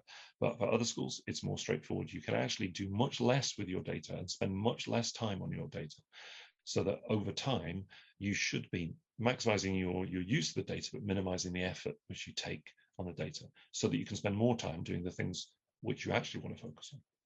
So broadly, that's what I'd say. Again, thinking about, I say, a strategic approach to it, and trying to set up a system such that in 5-10 years time, you're not doing a lot. You just, the system is running itself. I would, in terms of the practicalities, teachers are no doubt going to be recording some kind of overall assessment, whatever format that is. Try to avoid some recreation of levels. But you're basically recording whether that child is, you know, fine or, you know, high or low or whatever, in reading, writing and maths. Most schools are doing that termly. Question whether you need to do it termly, maybe twice a year, I don't know, but whatever is useful, in reading, writing and maths anyway. In foundation subjects, I mean, what can you really record? Whether the child is on track or not, that's it, probably once a year. You know, so you really don't need much information on that at all. It's worth recording if you're using your system to produce parent reports, which is something that, you know, systems can do. That's one good function of a system. If all your data is in that one place, then you can use that system, and you can also record in the system the commentary that teachers are making about child's learning. Then you can compile that all into a parent report, something that Insight does quite well. And then, so therefore, you probably want to record effort grades as well. So, or effort or attitude to learning. I don't know what you want to call that, but maybe something on behavior. I don't know. But if that's what's important and that's what you report to parents, then you probably want to record all that in there as well. Think about using a standardized test. It doesn't need to be every term necessarily, but maybe at the end of year, just as something to kind of shore up teacher assessment or validate teacher assessment, or something to balance it and check it. You know, that's a useful thing to do in reading and in maths. But make sure that you can also, you know, record all those sort of assessments relating to children with SEND. Okay, so those will often be in the form of scores and reading ages. That's all fine. The one thing I really want schools to think about, I'm looking at primary schools here, this is not a secondary thing, is the checking off of these learning statements, these learning objectives, which is still rife. This kind of digital APP, which has just sort of gone mad, and I'm not quite sure why it happened. I think there's something around the levels of confidence around assessment that for some reason you need, rather than being able to make this overall assessment of a child's position, they're learning in maths, you need to have it broken down into all these different like subsets, these increments, and you go, oh, they're working at greater depth in that one, and they're meeting that one, and they're working below in that one.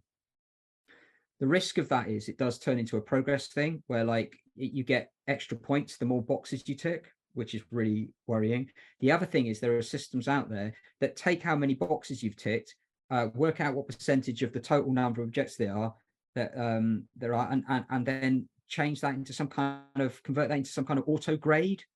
So the system is calculated based on some flaky, and it's usually like, have they achieved 33% of their objectives by Christmas? Like, why 33%? Well, if you take 100%, divide by 3 terms, 33%. You go, oh yeah, so that's how your curriculum is designed and delivered in all year groups and all subjects, is it? No. But so there are loads of concerns around, you know, why schools are doing that. That's a big focus. I would say the majority of primary schools are still doing that. They don't like to admit it, but it's a huge workload issue as well. So Solomon Kingsnorth did a really good blog on this, and he gave the example of if you have 30 learning objectives for 30 children, that's 900 assessments times 3 subjects, 2,700 assessments. Do it 3 times a year, that's 8,100 assessments you're going to have to record in a system. Now that's probably, you know, over exaggerating it maybe, because you're not going to be doing each of those each term, but in some cases you might be. But don't even, that's just for like say year 3 or whatever. But foundation stage, 17 early learning goals broken down into all these developmental statements. It's crazy. I multiplied that up for one school once. It came to 45,600 records. And no one's going to do that. So what you're going to do is you're just going to block fill it. And we know that's what they do in reality. They just wait till the end of term, select all, and just, yeah, they're all done those. In which case, what's the point? So I think that's something that schools really need to look at. And they need to ask themselves, are you just going through the motions here? Is there any value in doing this? Is it possible that this is not really telling teachers anything they didn't already know because it's based on what they knew in the first place? There's no way that a teacher can tick off all these things, look away, look back and go, oh, I didn't know that. So why do it? So that's something I really want schools to think about. And we talk about that in the book a lot as well. I think that's solid advice. And I love, Richard, you're talking about 10 years time. You know, very rarely do we ever get to see things the whole way through to completion, you know, but I think where a head teacher goes in and they have a 10-year mindset, you know, things get done and things get done properly, you know, because, you know, you don't change things overnight. Rome wasn't built in a day. And we've just finished a 5-year project. And at the end of the 5 years, supporting these teachers in their math teaching, you know, they now do not need anyone to support them because they're the experts now, if that makes sense. And I wish that happened more often, you know, so it's great to hear you talk about that there. And my youngest is in reception, and I'm just thinking about his school report now and whether or not he was just every box, you know, at the end of the year, let's tick all the, so maybe do some assessment on him when he gets home today.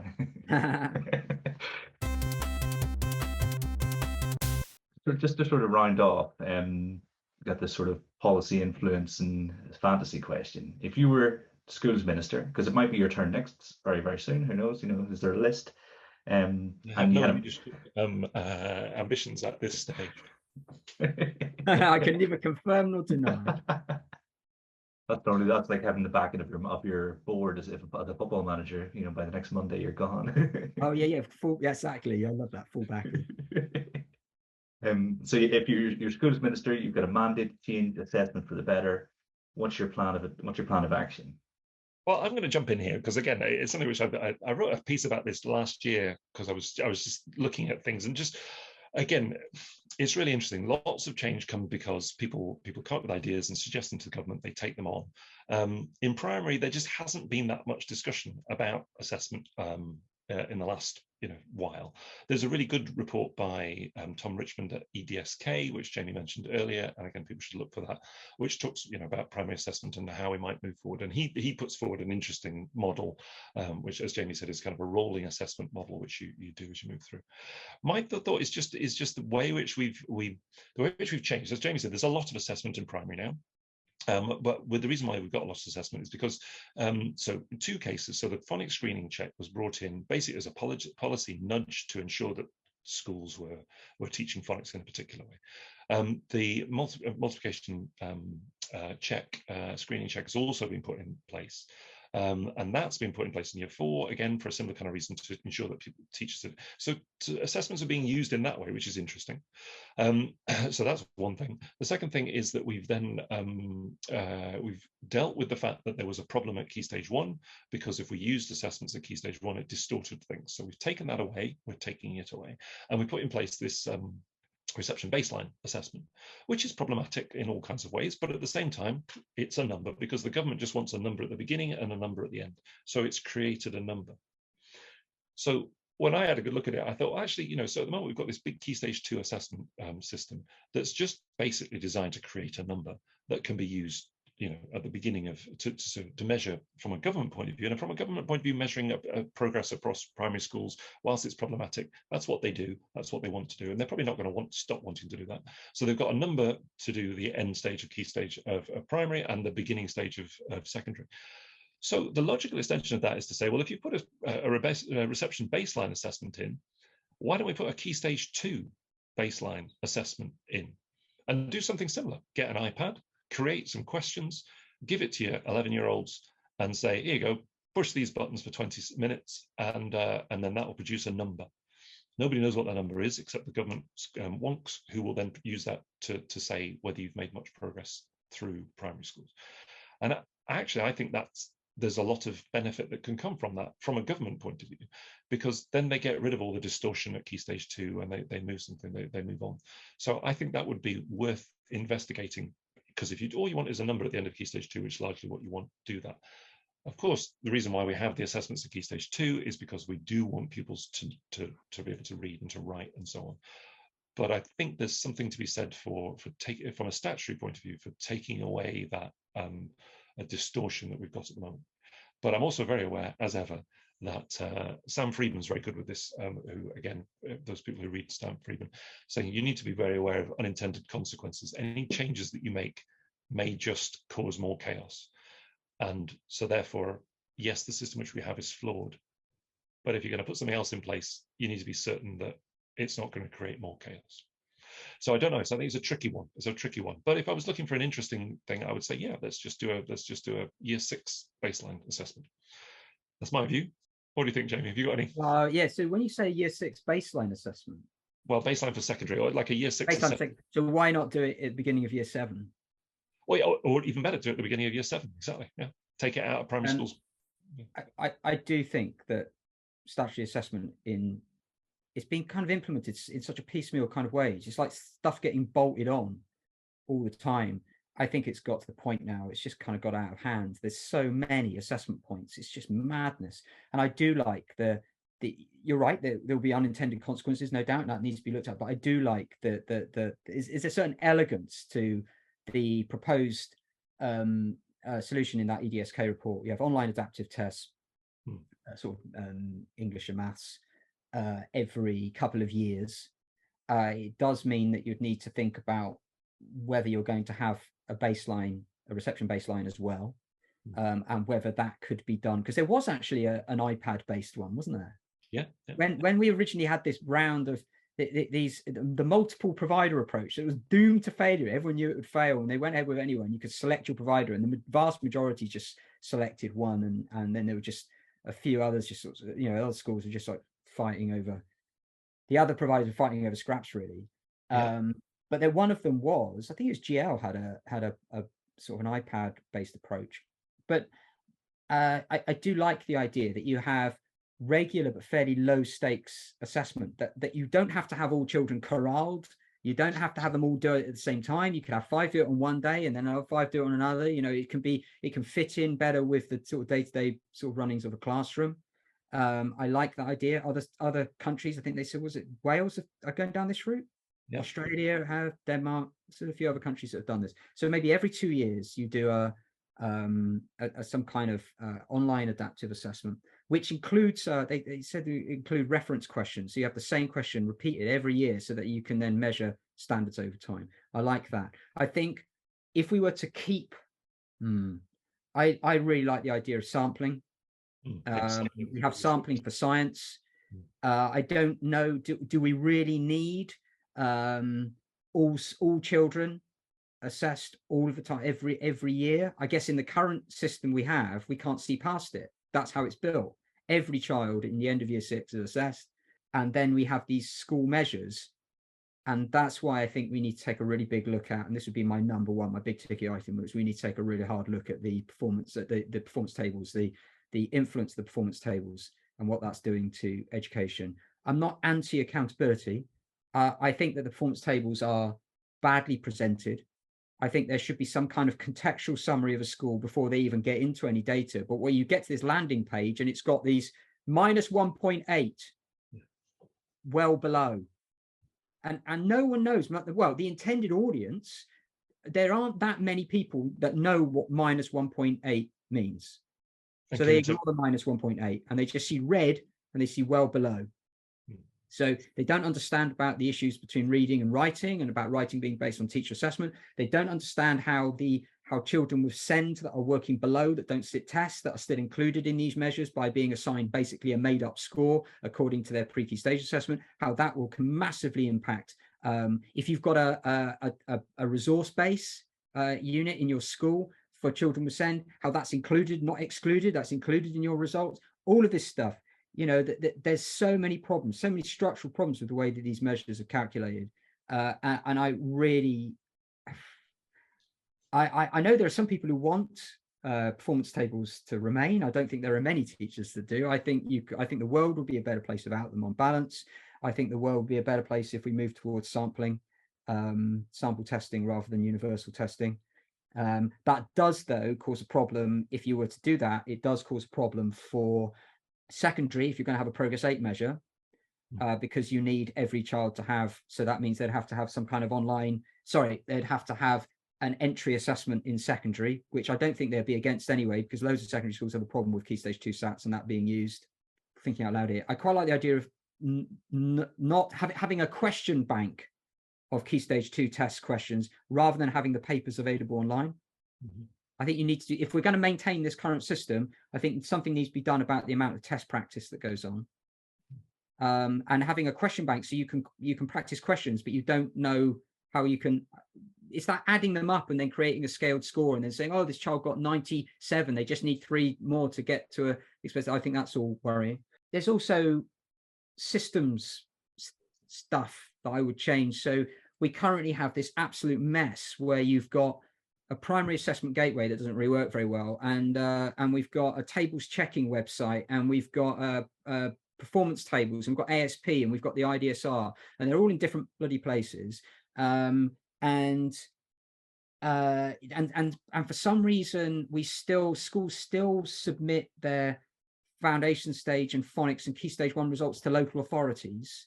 Why isn't everything just done through this primary assessment gateway? Everything uploaded to it, downloaded from it, viewed on it, everything done on there.